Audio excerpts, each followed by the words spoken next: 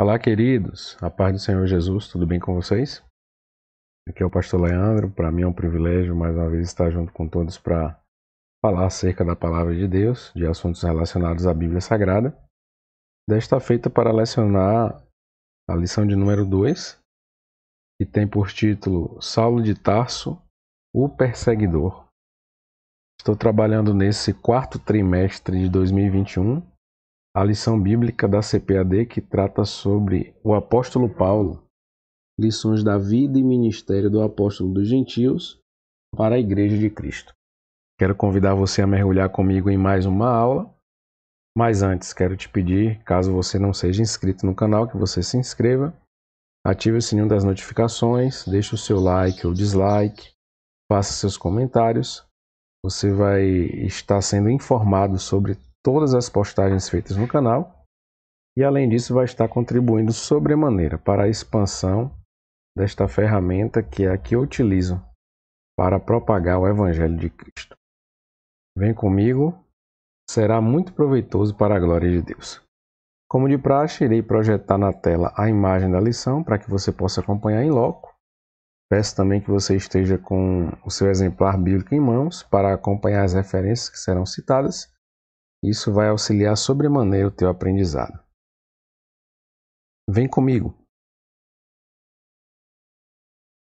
O texto áureo da lição está no livro de Atos, capítulo 9, verso 1, que nos diz o seguinte: E Saulo, respirando ainda ameaças e mortes contra os discípulos do Senhor, dirigiu-se ao sumo sacerdote. A verdade prática nos diz: a igreja é uma instituição divina que perdurará na terra até o arrebatamento, pois do contrário já teria acabado ao longo da história. Em relação à leitura diária, podemos observar aqui vários textos. Eu sempre recomendo que você a utilize como leitura devocional, pois você vai ficar em contato constante com a palavra de Deus, principalmente relacionado aos assuntos da lição. Então, na segunda, Saulo, blasfemo, perseguidor e opressor. Na terça, Saulo respirava ameaças de morte. Na quarta, para ele, quem fosse para o madeiro não podia ser o Messias. Na quinta, Saulo descobriu que Jesus fez ou se fez maldição por nós. Na sexta, Estevão, um discurso que se deparou com o de Saulo. E no sábado, o método de perseguição. A leitura bíblica em classe está no livro de Atos, nos capítulos 8, 22 e 26. No 8, do verso 1 ao 3, no 22, do verso 4 ao 5 e no 26, dos versos 9 ao 11. Vejamos o que nos diz. E também Saulo consentiu na morte dele, Estevão, e fez-se naquele dia uma grande perseguição contra a igreja que estava em Jerusalém. E todos foram dispersos pelas terras da Judéia e da Samaria, exceto os apóstolos. E uns varões piedosos foram enterrar Estevão e fizeram sobre ele grande pranto. E Saulo assolava a igreja, entrando pelas casas, e arrastando homens e mulheres, os encerrava na prisão. Atos 22. Persegui este caminho até a morte, prendendo e metendo em prisões tanto homens como mulheres, como também o sumo sacerdote minha testemunha, e todo o conselho dos anciãos. E recebendo destes cartas para os irmãos, fui a Damasco para trazer manietados para Jerusalém aqueles que ali estivessem, a fim de que fossem castigados. Atos 26. Bem tinha eu imaginado que contra o nome de Jesus o Nazareno devia eu praticar muitos atos, o que também fiz em Jerusalém. E havendo recebido o poder dos principais dos sacerdotes, encerrei muitos dos santos nas prisões. E quando os matavam, eu dava o meu voto contra eles, e castigando-os muitas vezes por todas as sinagogas, os obriguei a blasfemar, e enfurecido demasiadamente contra eles, até nas cidades estranhas os persegui. Então veja que texto interessante, ele será a base para a nossa reflexão. Os hinos sugeridos são 126, 377 e 608 da harpa cristã. O objetivo geral dessa lição é conscientizar a respeito do problema da perseguição aos cristãos no mundo. E os objetivos específicos são, no tópico 1, elencar as características persecutórias de Saulo. 2. Expor a respeito da perseguição contra a igreja em Atos. 3. Esclarecer a respeito de um sistema contra a igreja. É importante tratarmos sobre esse tema, pois ele vem para dar continuidade àquilo que já trabalhamos na lição de número 1, onde eu abordei um pouco acerca do cenário em que Paulo cresceu e se desenvolveu, qual era a cultura, qual era a religião, qual era a língua falada, e como que Paulo transitou durante esse período e veio a se tornar um pregador do Evangelho. Nessa segunda lição, o assunto está bem relacionado à perseguição. E naquele momento, teve como Paulo um dos principais protagonistas. Então eu quero falar um pouco sobre esses detalhes para que possamos compreender e associar aquilo que também tem acontecido hoje em nossa sociedade. A história do próprio livro de Atos, que fala sobre a expansão da igreja, nos mostra lá Saulo de Tarso como um fariseu muito zeloso e que é um protagonista naquele momento. Ele tinha prestígio religioso, prestígio cultural, principalmente entre os judeus, e por isso ganhou carta branca para realizar os seus intentos. E quais eram os seus intentos no momento em que ele ainda era conhecido Saulo de Tarso? Perseguir os cristãos, aqueles que se declaravam participantes da Igreja de Cristo no primeiro século. Saulo de Tarso obtinha cartas dos próprios líderes religiosos autorizando-o a ir cidade por cidade perseguindo aqueles que professavam a fé em Cristo. O tópico 1 traz um pouco acerca disso, dizendo que Saulo era um perseguidor implacável. E ele mesmo se descreve assim, em 1 Timóteo capítulo 1, verso 13. Algumas características são citadas: blasfemo, perseguidor, opressor. Então Saulo de Tarso era um fanático e tinha convicção que o seu papel era destruir a fé cristã. Por isso ele perseguia todos os seguidores de Cristo. Ele era truculento, violento e não media esforços para alcançar aqueles que propagavam essa fé. Ele tinha um apoio proeminente que eram dos próprios sacerdotes, que odiavam o nome de Jesus, que odiavam a fé cristã, que viam a figura de Cristo como uma afronta às tradições judaicas. Os cristãos recém-convertidos, portanto, começaram a fugir para outras cidades. E Saulo de Tarso implacavelmente os perseguia, prendendo-os, promovendo julgamentos e, em alguns momentos, até participando da morte de alguns. Um desses exemplos eu irei citar, que foi a morte do próprio Estevão. O livro de Atos está recheado desses exemplos, dessas descrições. Então, eu te recomendo depois que você faça uma leitura deste livro, principalmente nos textos citados, para que você possa entender como isso se deu na prática segundo os relatos da própria Escritura. Veja que em Atos 9:1 aparece a expressão respirando ameaças e morte. Isso descreve a maneira como Saulo agia, como um animal que ia em busca da sua presa.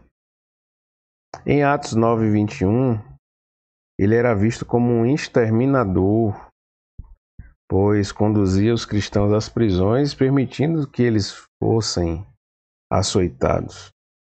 E por que Saulo perseguia os cristãos? Um dos motivos era que ele se considerava um zeloso da Torá, da lei de Moisés, e interpretava a figura de Cristo como um blasfemo. Para Saulo, o fato dele ter sido crucificado no madeiro já identificava a Cristo como um blasfemo. Ele baseava isso no que está escrito em Deuteronômio 21, 23, que faz uma associação entre a maldição divina e aquele que era crucificado. Mais tarde, no decorrer da história, iremos perceber que Saulo de Tarso se converte e descobre que Cristo assumiu aquela maldição da lei com o objetivo de nos livrar dessa maldição. E o próprio Paulo reconhece isso em Gálatas capítulo 3, verso 13. Eu quero até deixar uma curiosidade para você, que é a seguinte: o nome de Saulo não foi mudado para Paulo. O texto não diz que Deus mudou o nome de Saulo para Paulo. O texto diz que ele passou a ser chamado Paulo, por conta principalmente do significado desse nome. Eu vou deixar essa curiosidade para que você possa pesquisar, e no decorrer das demais lições irei falar um pouco sobre isso. Mas me permita-se demonstrar essa referência de Deuteronômio 21, para que você possa ver o que está escrito acerca dessa maldição para aquele que fosse pendurado no madeiro. Deuteronômio 21, verso 23. Eu irei projetar na tela e você pode abrir na sua Bíblia também.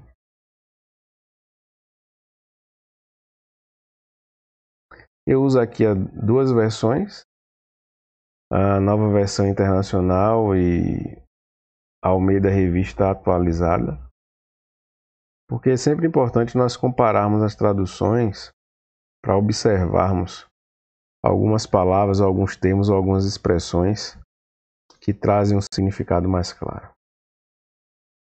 Vamos lá, veja o que diz o texto.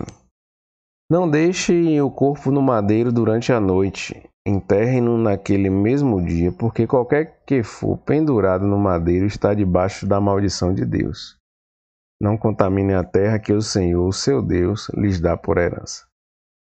Na outra tradução, o seu cadáver não deve permanecer no madeiro durante a noite. É preciso sepultá-lo no mesmo dia, pois o que for pendurado no madeiro é maldito de Deus. Então perceba que os dois textos, ou melhor dizendo, o mesmo texto nas duas traduções diferentes, trazem a ideia de amaldiçoado é aquele que foi pendurado no madeiro. E Jesus foi pendurado no madeiro. E Saulo de Tarso, antes de se converter, interpretava Jesus como maldito e não como Messias. O tópico 2 nos fala sobre a perseguição contra a Igreja de Cristo. Primeiro, se deu contra os seguidores, porque a igreja eram seguidores. Então, ao passo que Saulo de Tarso respirava ameaças e morte contra os seguidores de Cristo, sua intenção era acabar de vez com aquele movimento.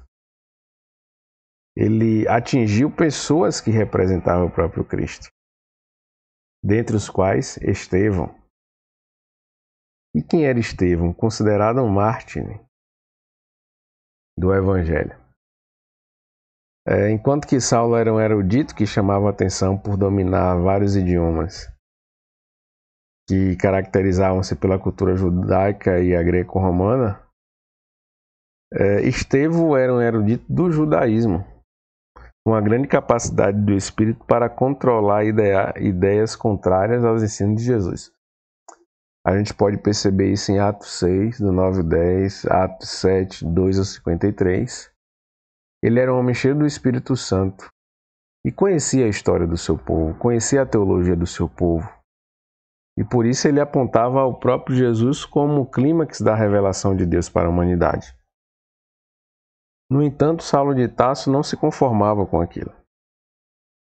E se formos observar, iremos perceber que a autoridade espiritual que Estevão tinha atraiu a ira dos seus inimigos, entre eles o próprio Saulo. Por isso, lá em Atos capítulo 8, com o próprio consentimento de Saulo, apedrejaram Estevão até a morte.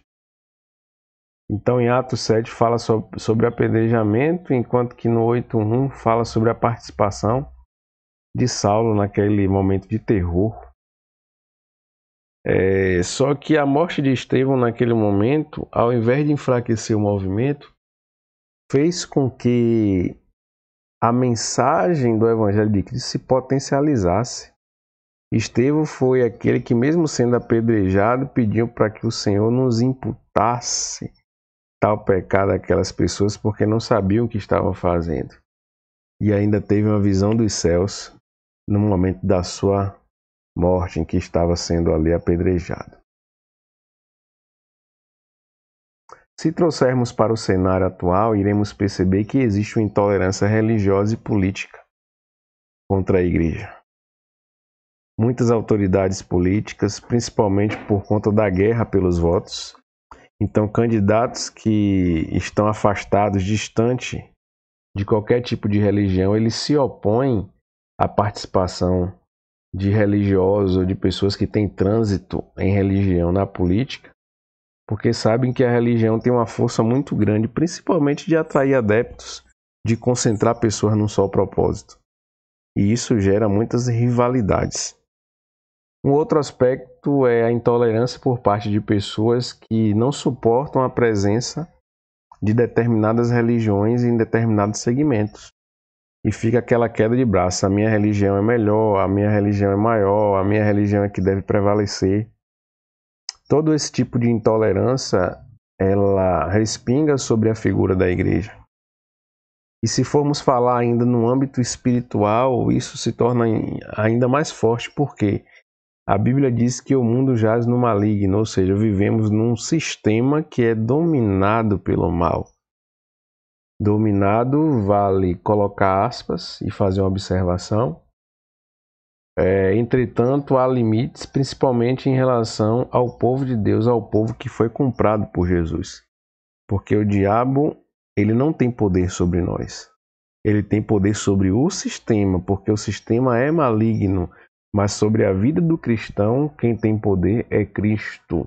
Ou seja, o que acontece na vida do cristão só vai até o limite daquilo que Deus permitir. É importante salientar isso. Vale comentar também que existem cristãos que convivem em países que são religiosamente fechados para o Evangelho. E às vezes pagam com a própria vida a sua fidelidade e amor à mensagem de Cristo. Então é muito fácil citar esses exemplos, como a própria Coreia do Norte, China, países do Oriente Médio, países comunistas como Cuba, agora Venezuela, Rússia, sobre a qual nós não temos muitas informações porque é um país fechado, mas é um país que tem características de um tipo de organização também fechada e que se opõe ao Evangelho. O tópico 3 nos fala sobre quando um sistema se volta contra a igreja. Como era a perseguição contra os primeiros discípulos? O livro de Atos nos mostra isso. Era uma perseguição violenta. Os cristãos eram presos, eram açoitados. As crianças, as mulheres eram abusadas. Então o livro de Atos nos fala isso no capítulo 9. Paulo registra isso em Gálatas 1. Perceba que eu sempre estou falando Paulo, Saulo, mas é força do hábito. Nesse momento aqui ele era chamado ainda como Saulo. Saulo entendia que para praticar barbáries, e praticar essas barbáries era uma maneira de defender a fé judaica que ele professava. Então perceba que coisa terrível. O próprio Jesus pontuou sobre isso, né? E no capítulo 16 de João, verso 2, veja o que ele diz. Expulsar-vos das sinagogas, vem mesmo a hora em que qualquer que vos matar cuidará fazer um serviço a Deus. Ou seja, pessoas usando o nome de Deus para perseguir e até matar aqueles que servem a Cristo. Hoje a gente vê isso de forma muito clara. Temos um movimento aí que se levantou agora, no momento em que as tropas americanas saíram do Afeganistão, que é o Talibã. E o Talibã é totalmente radical em relação ao Islã. E se for preciso, ele mata as pessoas que se opõem ao Islã. Então é uma cegueira religiosa que leva até a morte dos seus opositores. Perseguição, tortura e método. Parece exagero afirmar que Saulo de Tarso torturava os primeiros cristãos, mas é o que ele mesmo declara em seu testemunho pós-conversão. Além de castigá-los fisicamente, ele empregava tortura psicológica para induzi-los a blasfemarem. Olha que coisa terrível, né? Entretanto, apesar da violência empregada com açoites, prisões, tortura psicológica, apedrejamento e mortes, muitos dos discípulos fiéis a Cristo não negaram o nome de Jesus. O que a gente pode perceber de forma muito clara é que mesmo com todas as perseguições, o evangelho permanece firme. No decorrer da história, Jesus preservou o remanescente e o evangelho foi pregado, propagado, muitas pessoas aceitaram e continuam aceitando, porque não devemos temer aquele que pode matar o corpo, mas aquele que pode, além de matar o corpo, levar a alma para o inferno.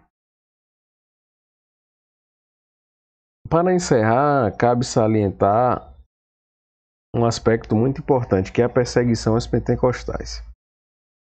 Se formos observar a história das Assembleias de Deus no Brasil, iremos perceber que os precursores, que foram Daniel Berg e Gunnar Wing, encontraram um cenário bastante hostil para a pregação do Evangelho. Primeiro, porque o Brasil era habitado por povos indígenas, muitos que habitam hoje também, e que tinham sua própria crença. Isso era um fator dificultador para a propagação do Evangelho. Um outro aspecto é que os locais já povoados eram dominados por colonizadores portugueses que trouxeram de lá a religião católica cristã como a principal e a que foi implantada no Império. E os padres católicos e os próprios membros da Igreja Católica eram hostis à mensagem do protestantismo. Os protestantes eram considerados como hereges. A expressão usada era a lei dos crentes, E as pessoas que aderiam à lei dos crentes eram excomungadas. Portanto, houveram muitas tentativas de cessear a propagação do Evangelho de Cristo por meio do protestantismo. Se formos observar a história do Brasil, iremos perceber que não havia cemitérios para protestantes. Só os corpos dos católicos eram permitidos serem enterrados em cemitérios.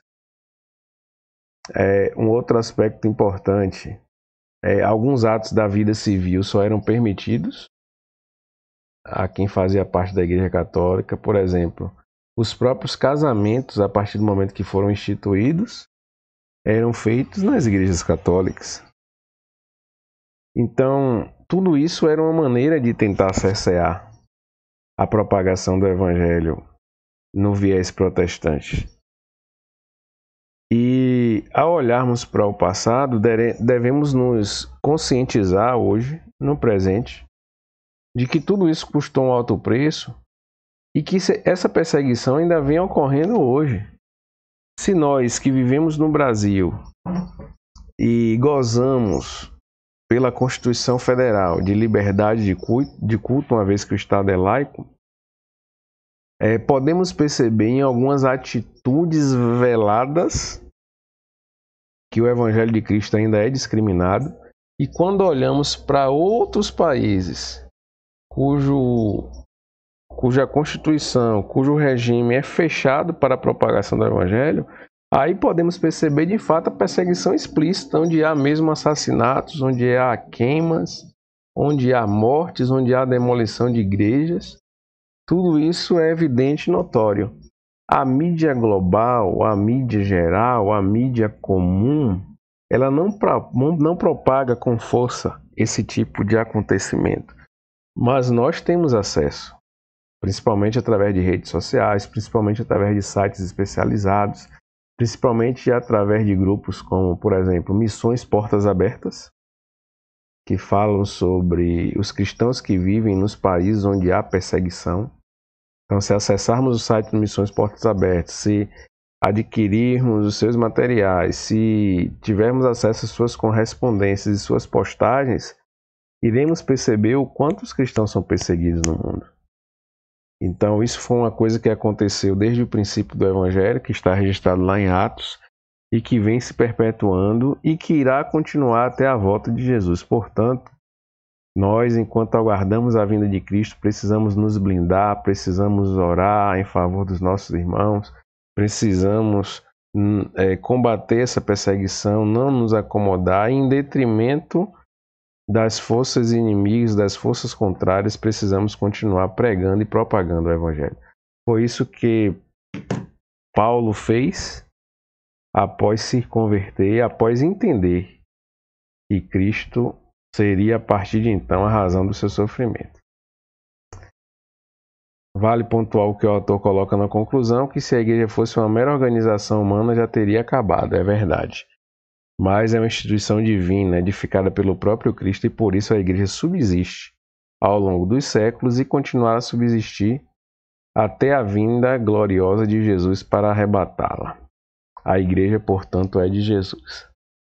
Então, que possamos guardar esse entendimento no nosso coração, que ele se torne um aprendizado prático para a nossa vida, para o nosso dia a dia, para que venhamos implementar o reino de Deus na vida daquelas pessoas que ainda não conhecem a Cristo, em detrimento de toda e qualquer perseguição.